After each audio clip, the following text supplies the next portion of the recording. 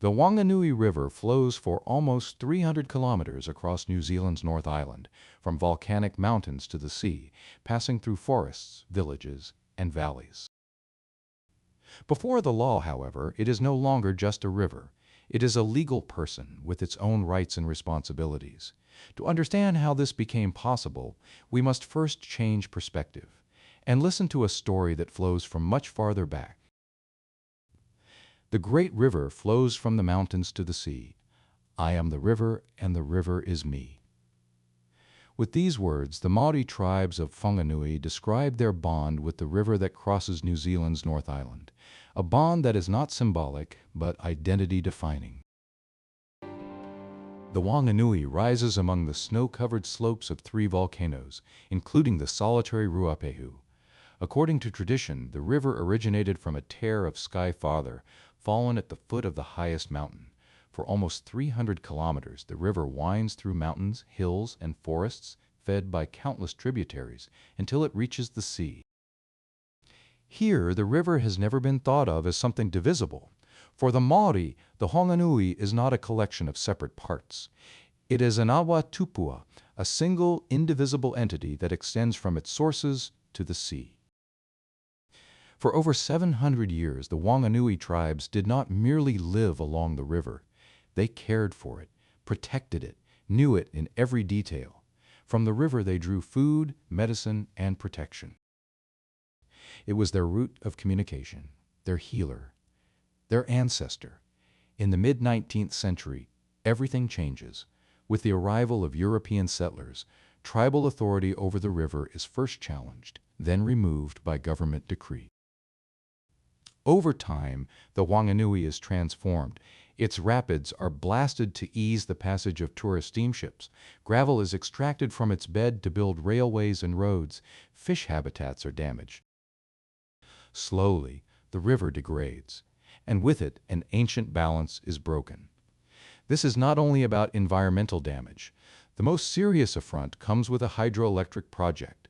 The river's sources are diverted and split into multiple basins, depriving the upper parts of the Whanganui of their natural flow. For the Māori, this act has a precise meaning. It is a decapitation.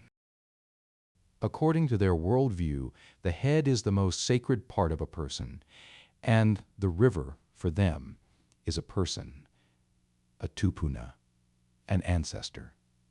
On March 20, 2017, something unprecedented happens. The government of New Zealand passes a law that officially recognizes the Whanganui River as a legal person. The law is called Te Awa Tupua, the same name the Maori used to define the river as a living entity, both physical and spiritual, at the same time. From that moment on, the Whanganui possesses all the rights, powers, duties, and responsibilities of a legal person. This is not an isolated case. The forest of Te Ueraweta and, later, Mount Taranaki also received the same recognition. And this is where the story stops being merely symbolic. This law raises inevitable question. Can a river take a human being to court? Can it claim compensation for the damage it has suffered? For now, no one can say for sure. But for Māori leaders, that is not the point. What matters is not legal conflict. It is the recognition of human responsibilities toward nature. This law is also an attempt to repair an ancient injustice. In 1840, Whanganui chiefs signed the Treaty of Waitangi, which was meant to guarantee their control over land and natural resources. But that treaty was repeatedly violated. The river was the heart of their existence, their source of food, of medicine, of prestige. As they themselves said, it was the main artery of their single heart. This relationship was not abstract. The Whanganui tribes knew the river intimately. They knew when and where to catch the 18 species of freshwater fish. They gathered mussels and crayfish. They built weirs to catch eels.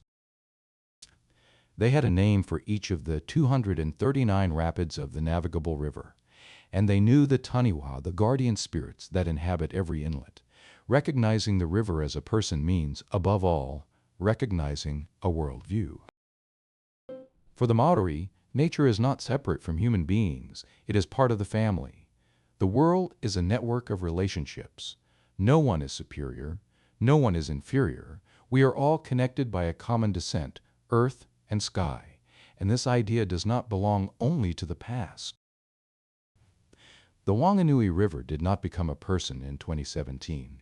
It has always been one. The law did only one thing. It chose to listen.